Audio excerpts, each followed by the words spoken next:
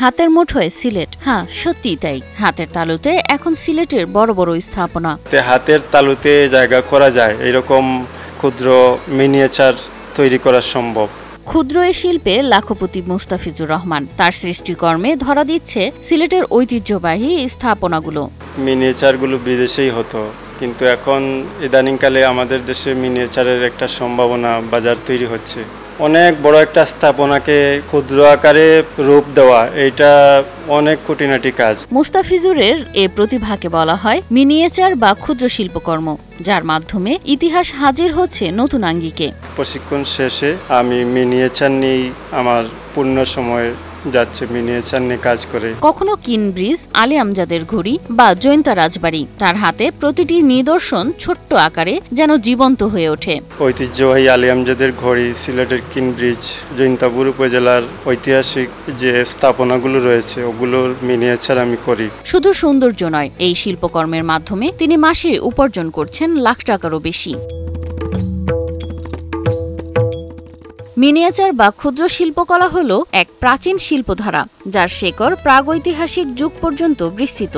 এ ধারাতেই মুস্তাফিজুর রহমান নতুন মাত্রা যোগ করেছেন। বর্তমানে এগুলো দেশে বিদেশের আমার কাছ থেকে যাচ্ছে, অর্ডার আসতেছে, আমি অনেকের কাছে এগুলো মিনিয়েচার পৌঁছে দিচ্ছি।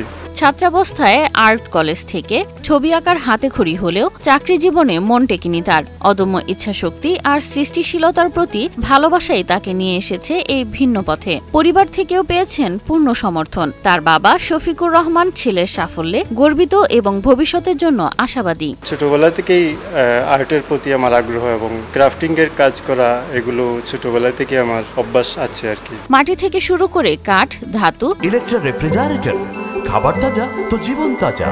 ইলেকট্রা, ফ্রিজের রাজা। কিংবা প্লাস্টিক, নানা উপকরণে তৈরি হয় তার শিল্পকর্ম। এক একটা বিষয়ের বেলায় এক এক ধরনের ম্যাটেরিয়ালস আমি ইউজ করি। মাটি, কাগজ থেকে শুরু করে বোর্ড, এমনকি কাপড়, এমন কিছু নেই যে মিনিয়েচারে লাগানো যায় না। ফেসবুক পেজই তার প্রধান প্ল্যাটফর্ম, যেখানে দেশ বিদেশ থেকে ভেসে আসে অসংখ্য অর্ডার।